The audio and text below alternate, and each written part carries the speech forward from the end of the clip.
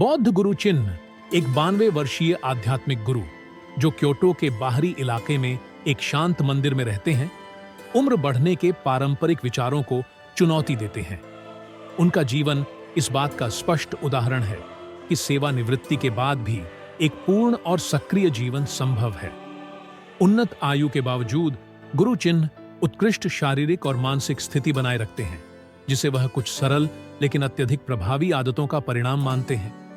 सबसे आश्चर्यजनक बात यह है कि ये आदतें शरीर के दो हिस्सों पर केंद्रित हैं, जिन्हें अक्सर अनदेखा किया जाता है: पैर और बगल। भले ही यह असामान्य लगे, गुरु चिन्ह का दर्शन प्राचीन बौद्ध शिक्षाओं और आधुनिक वैज्ञानिक ज्ञान दोनों पर आधारित है, जो स्वस्थ और ऊर्जावान रूप से वृद्ध होने के लिए व्यावहारिक सुझाव प्रदान करता है। अक्सर उपेक्षित किए जाने वाले पैर समग्र कल्याण में एक महत्वपूर्ण भूमिका निभाते हैं। वे शरीर का आधार हैं, भार सहन करते हैं, मुद्रा बनाए रखते हैं और गति को सुविधाजनक बनाते हैं। इसके अलावा वे सीधे रक्त परिसंचरण और जीवन ऊर्जा को प्रभावित करते हैं। हार्वर्ड विश्वविद्यालय के शोधकर्ताओं ने साबित किया है कि पैरों की नियमित देखभाल हृदय रोगों के जोखिम को 35% तक कम कर सकती है, जो इस शरीर के भाग पर ध्यान देने के महत्व को दर्शाता है। इसका एक उदाहरण जॉन की कहानी है, जो 65 वर्षीय व्यक्ति हैं, जो लगातार थकान और सूजी हुई टांगों से पीड़ित थे। गुरु चिन्ह की पैर देखभाल दिनचर्या को अपनाने के बाद उन्होंने अपनी ऊर्जा के स्तर में उल्लेखनीय वृद्धि और समग्र कल्याण में सुधार का अनुभव किया। उनका परिवर्तन किसी आक्रामक उपचार या महंगी दवाओं के कारण नहीं हुआ, बल्कि एक सरल लेकिन प्रभावी दिनचर्या के निरंतर अभ्यास के कारण हुआ। गुरु चिन्ह की विधि गुनगुने पानी में 3 से 5 मिनट तक पैरों को भिगोने से शुरू होती है, जिससे त्वचा को आराम मिलता है और तनाव कम होता है। इसके बाद हल्के साबुन से कोमल सफाई की जाती है। विशेष रूप से उंगलियों के बीच के स्थानों पर ध्यान दिया जाता है, ताकि फंगल संक्रमण से बचा जा सके। बैक्टीरिया के विकास को रोकने के लिए पैरों को अच्छी तरह से सुखाना आवश्यक है, खासकर इन संवेदनशील क्षेत्रों में। अंत में गुरु चिन्ह पैरों की मालिश के महत्व पर जोर देते हैं, जिसमें रक्त परिसंचरण को उत्तेजित करने के लिए अंगूठों से केंद्र से एड़ी तक दबाव डाला जाता है। यह आदत, जो मेयो क्लिनिक के शोध द्वारा समर्थित है, न केवल संतुलन में सुधार करती है और प्रतिरक्षा प्रणाली को मजबूत करती है, बल्कि गिरने के जोखिम को भी कम करती है, विशेष रूप से बुजुर्गों में। मार्गरेट, एक सेवानिवृत्त शिक्षिका जो पहले गतिशीलता की समस्याओं से जूझ रही थीं, आज अपने समुदाय में हाइकिंग समूहों का नेतृत्व करती हैं, जो इन देखभाल प्रथाओं से हुए परिवर्तन का परिणाम है। उनका रहस्य सही उपकरणों के उपयोग में निहित है, जैसे कि एक्सफोलिएटिंग ब्रश, ऑर्थोपेडिक जूते और उनके पैरों की दैनिक नमी बनाए रखना। त्वचा अभी भी गीली होने पर क्रीम लगाने से दरारें रोकने में मदद मिलती है और त्वचा को स्वस्थ बनाए रखता है। मधुमेह वाले लोगों के लिए पैरों की देखभाल और भी अधिक महत्वपूर्ण होती है। गुरु चिन्ह पानी में पैर डुबोने से पहले कोहनी से उसके तापमान की जांच करने की सलाह देते हैं, क्योंकि मधुमेह संवेदनशीलता को प्रभावित कर सकता है और व्यक्ति को जलन का एहसास किए बिना जलने का खतरा बढ़ सकता है। समय के साथ पैरों की संवेदनशीलता कम हो सकती है, जिससे कटने या छाले होने की दैनिक जांच आवश्यक हो जाती है। इसके अलावा हल्के मालिश से रक्त संचार में सुधार और दर्दनाक ऐंठन को कम किया जा सकता है। ये छोटे लेकिन महत्वपूर्ण आदतें स्वतंत्रता और गतिशीलता को बनाए रखने में बहुत बड़ा अंतर ला सकती हैं। जहां पैरों की देखभाल के महत्व को व्यापक रूप से स्वीकार किया जाता है, वहीं बगल की स्वच्छता को अक्सर नजरअंदाज कर दिया जाता है। हालांकि बगल शरीर के विषहरण और प्रतिरक्षा प्रणाली को मजबूत करने में महत्वपूर्ण भूमिका निभाती है।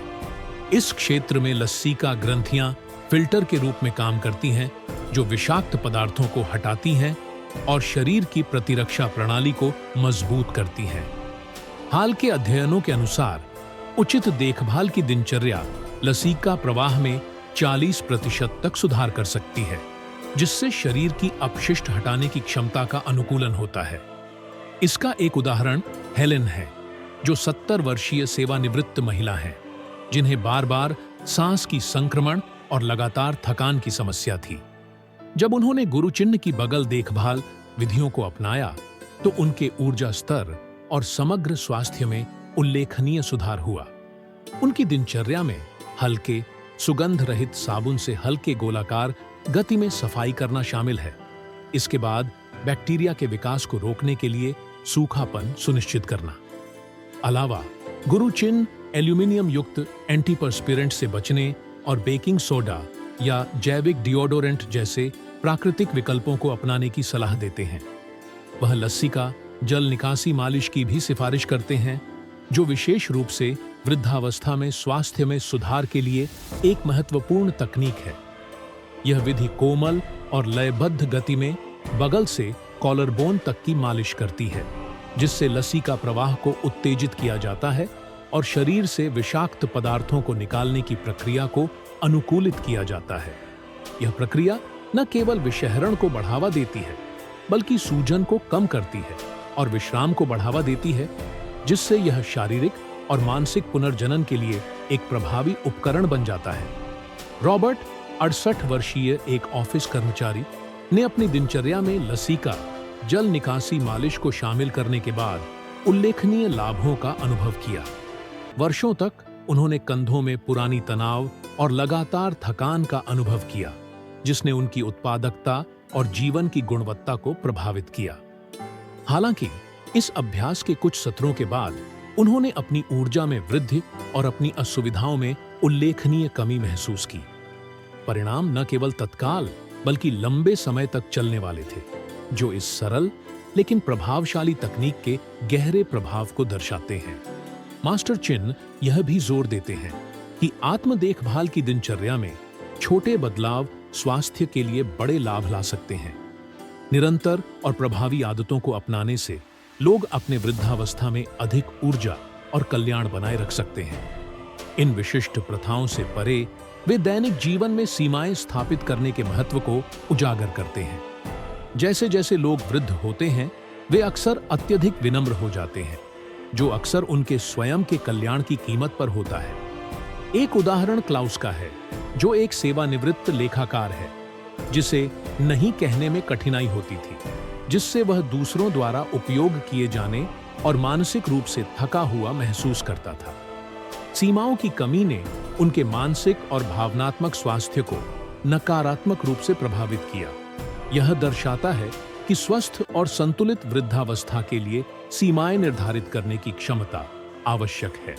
अपनी अत्यधिक दयालुता के लिए प्रसिद्ध लाओ शेन अक्सर अपने दोस्तों और परिवार की निरंतर मांगों के कारण थका हुआ महसूस करते थे, जो उनकी उदारता का लाभ उठाते थे। अत्यधिक देने की यह प्रवृत्ति अंततः उनके तनाव और समग्र खुशी में गिरावट का कारण बनी। हालांकि नहीं कहना सीखने और स्पष्ट सीमाएं स्थापित करने के बाद उन्होंने अपने जीवन पर फिर से नियंत्रण पा लिया।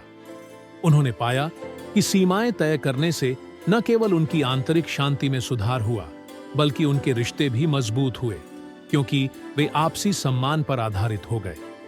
उनका परिवर्तन इस बात को दर्शाता है कि अपने कल्याण को प्राथमिकता देना कितना महत्वपूर्ण है।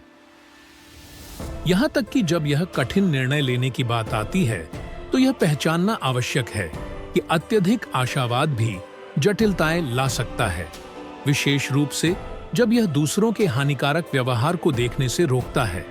सकारात्मक दृष्टिकोण मानसिक स्वास्थ्य के लिए महत्वपूर्ण है, लेकिन इसे विषाक्त संबंधों या हानिकारक पैटर्न को नजरअंदाज करने का बहाना नहीं बनाना चाहिए। संतुलन बनाए रखना एक पूर्ण और सामंजस्यपूर्ण जीवन का आनंद लेने के लिए आवश्यक है। विषाक्त संबंध ऊर्जा को नष्ट कर सकते हैं, भावनात्मक स्वास्थ्य को प्रभावित कर सकते हैं और जीवन की गुणवत्ता को कम कर सकते हैं। ये संबंध अक्सर निरंतर भावनात्मक प्रयास की मांग करते हैं, लेकिन बदले में कोई वास्तविक लाभ नहीं देते, जिससे अस्वस्थ गतिशीलता उत्पन्न होती है। इन समस्याओं की पहचान करना और उनका समाधान करना संतुलन बनाए रखने और अपने कल्याण की रक्षा करने के लिए आवश्यक है। मास्टर चिन मित्रता में मात्रा से अधिक गुणवत्ता को महत्व देने के महत्व पर जोर देते हैं। वे उन रिश्तों पर ध्यान केंद्रित करने की सलाह देते हैं जो वास्तविक मूल्य जोड़ते हैं, और ऐसे लोगों से घिरे रहने की सलाह देते हैं जो समर्थन और प्रेरणा प्रदान करते हैं। इस प्रकार एक ऐसा सामाजिक दायरा बनाया जा सकता है जो विकास, खुशी और लचीलापन को बढ़ावा देता है। करीबी संबंधों की उपेक्षा वृद्धावस्था में एक और आम गलती है। विश्वसनीय और ईमानदार प्रियजनों के साथ संबंधों को बनाए रखना और मजबूत करना भावनात्मक भलाई और जुड़ाव की भावना के लिए महत्वपूर्ण है। ये संबंध जीवन की चुनौतियों का आत्मविश्वास और समर्थन के साथ सामना करने के लिए एक आधार के रूप में कार्य करते हैं। इसी समय वित्तीय स्वतंत्रता वृद्धावस्था में शांति बनाए रखने के लिए एक आवश्यक स्तंभ है। दूसरों पर अत्यधिक आर्थिक निर्भरता अनावश्यक तनाव उत्पन्न कर सकती है और स्वायत्तता की भावना को कम कर सकती है। मास्टर चिन धन प्रबंधन में संतुलित दृष्टिकोण की सलाह देते हैं, जिसमें योजना और बचत पर जोर दिया जाता है ताकि भविष्य में स्थिरता सुनिश्चित की जा सके। संतुलन बनाए रखना अपनों का समर्थन करने की अनुमति देता है, बिना अपनी स्वतंत्रता से समझौता किए। अर्थपूर्ण संबंधों को विकसित करके और वित्तीय कल्याण की जिम्मेदारी लेकर वृद्धावस्था में भी एक पूर्ण और सुरक्षित जीवन का निर्माण किया जा सकता है। स्वास्थ्य एक सुखी और संतोषजनक जीवन के लिए सबसे महत्वपूर्ण स्तंभ बना रहता है, खासकर उम्र बढ़ने के साथ। पोषक तत्वों से भरपूर संतुलित आहार, व्यक्ति की क्षमताओं के अनुसार शारीरिक गतिविधियां और ध्यान जैसी मानसिक स्वास्थ्य प्रथाएं जीवन की गुणवत्ता को काफी हद तक सुधार सकती है। ये आदतें न केवल शारीरिक स्वास्थ्य को बढ़ावा देती हैं, बल्कि मानसिक स्पष्टता और भावनात्मक लचीलापन को भी मजबूत करती हैं। परिवार के साथ गर्मजोशी भरे और सहानुभूतिपूर्ण संबंध बनाए रखना स्वस्थ उम्र बढ़ने का एक और महत्वपूर्ण पहलू है। धैर्य और सहानुभूति का अभ्यास करने से ऐसा सहायक वातावरण तैयार होता है जो पारिवारिक संबंधों को मजबूत करता है। हालांकि बच्चों की अत्यधिक सुरक्षा से बचना भी आवश्यक है, क्योंकि इससे उनके व्यक्तिगत विकास और स्वतंत्रता में बाधा आ सकती है। मास्टर चिन सलाह देते हैं कि समर्थन देने और उन्हें अपना रास्ता बनाने की अनुमति देने के बीच संतुलन बनाए रखना चाहिए। यह दृष्टिकोण आपसी सम्मान और प्रेरणा पर आधारित संबंधों को बढ़ावा देता है, जिससे सकारात्मक और समृद्ध बातचीत सुनिश्चित होती है। स्वास्थ्य को प्राथमिकता देकर और सचेतन संबंधों को प्रोत्साहित करके जीवन के हर चरण में पूर्णता और संतुष्टि की नींव रखी जाती है। अंततः वृद्धावस्था के प्रति मास्टर चिन का समग्र दृष्टिकोण 60 वर्ष की आयु के बाद भी पूर्ण जीवन जीने के लिए एक मार्गदर्शिका प्रदान करता है। पैरों और बगल की देखभाल, स्वस्थ सीमाएं स्थापित करना और अपनी भलाई पर ध्यान देना जैसी सरल लेकिन प्रभावी प्रथाओं को अपनाने से जीवन को ऊर्जा और संतुलन के साथ जिया जा सकता है। अपनी राय टिप्पणियों में साझा करें। आप स्वस्थ और ऊर्जावान वृद्धावस्था के लिए कौन से कदम उठाएंगे? यदि आपको यह जानकारी उपयोगी लगी हो तो पसंद करना न भूलें, चैनल को सब्सक्राइब करें और इस उज्जवल जीवन यात्रा में हमारे साथ जुड़ें।